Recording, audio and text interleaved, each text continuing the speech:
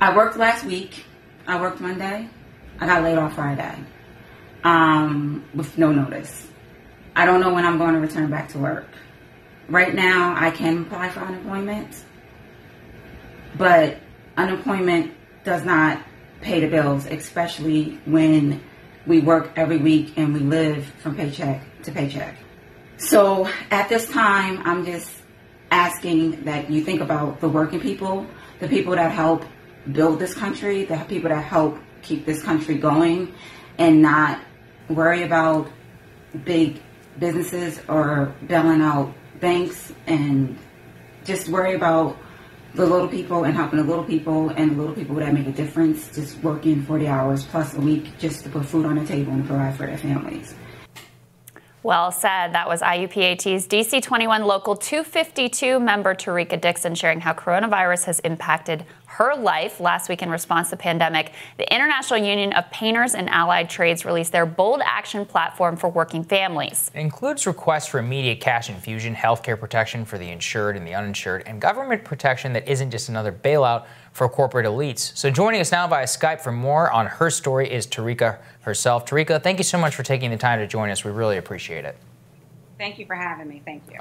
Of course. So, Tureka, just tell us how you're doing currently in this moment since that happened, since that layoff, about how some of the others that you work with are doing in this time of crisis, and how workers are faring under this shutdown. We're just holding on. We're looking at what's going on in the news. We're taking everything day by day, moment by moment.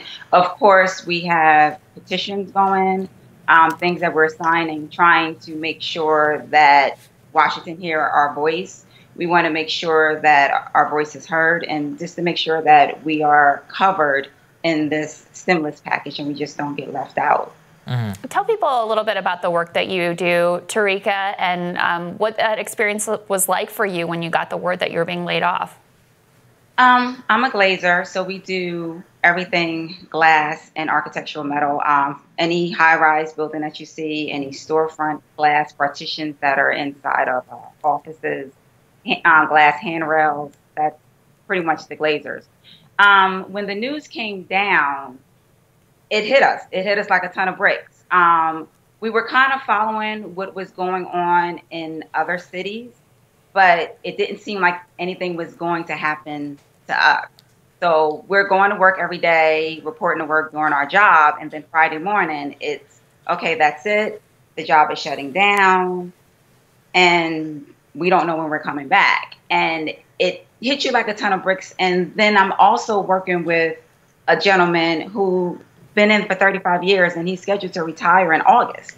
So that's a hard blow when you put in 35 years of service, and now you kind of have to reevaluate things because of the situation that's taken place. And Tureka, I mean, they only told you on Friday. Did they give you any assurances that it's going to come back? Well, what ended, I would say roughly Wednesday, they started to say that something may happen, but they wasn't 100% sure. But it wasn't until the governor shut down everything that it just, came down on Friday. Unfortunately, we're unable to say when we're going to go back to work because the way things are unfolding every day, it's hard to tell. Of course, we do want to go back to work because we want to continue to make our money so that we can support and take care of our families. But at the same time, health is important, and we have to make sure that this virus is contained and dealt with accordingly. And we're not going to they're not going to put us out there in danger, but we do, want to make sure that we're able to pay our bills and take care of our families. Of course, absolutely. I'm sure you've been following the news just like we have been here about the stimulus bill that passed the Senate. It's expected to pass the House shortly. It's got $1,200 one-time payment and some beefed up unemployment insurance. Is that going to be enough for you? No, it helps, but it's not enough. I did read over the package, and yes, the extra money that's going into unemployment, it does help. It helps a great deal. But they extended it for 16 weeks, so that's pretty much 4 months. At this time, with the numbers that are out there and at the rate that we're going, it's not to say that we'll be back to work in that 4-month period. And then we're looking at other things, such as when everything does clear, will we have those jobs to go back to? You're talking about 11 million construction workers, 11 million plus construction workers out here. Will these jobs be available? It may not be a situation where everything picks up automatically and we could just jump back into what we were doing. It may take some time. So yes, that $1,200 and the extra money in the stimulus package for unemployment, yes, it's going to help, but it's not going to completely take care of the things that we're facing. Mm-hmm. And Tureka, lay that out for some of our viewers. What does that mean for you in your life, the uncertainty? The uncertainty means that I have to worry about my family. I have to worry about my mortgage payment. I have to worry about my 2 sons. I'm a single parent. It's scary. I do keep the faith, and I just stand strong and hope and pray that everything will work itself out. But it is scary when you look at the future of things, especially when it comes to building. And when you look at the companies that are being bailed out, and everything seems to it doesn't seem like too much is going towards the construction sector. And if for any reason there's a halt in construction building, then of course, like I said, you have 11 plus million families that are just left out here. Yeah. And what do we do? And I'm not even mentioning the pension fund that is taking a massive hit because of the stock market and so forth. And it's a lot of things that follow, in the future. But for right here, right now, today, we just, hope that we're able to just make it through. Mm-hmm. Well, and like you said, you're literally the people that build this nation. And yet you're not the priority when it comes to who's getting bailed out and who's really getting taken care of in this town. If you don't mind me asking, what's your health insurance status? Is that a concern or worry in your household as well? Yes. One thing to keep in mind, with construction workers, we get paid by the hour. If we don't work, we don't get paid. There's no sick time. There's no personal leave or anything like that. We hour for hour. You work an hour, you get paid for that hour. Our healthcare benefits work the same. We have to accumulate a certain amount of hours for the year in order to have our healthcare package. That's just the way that the package is structured.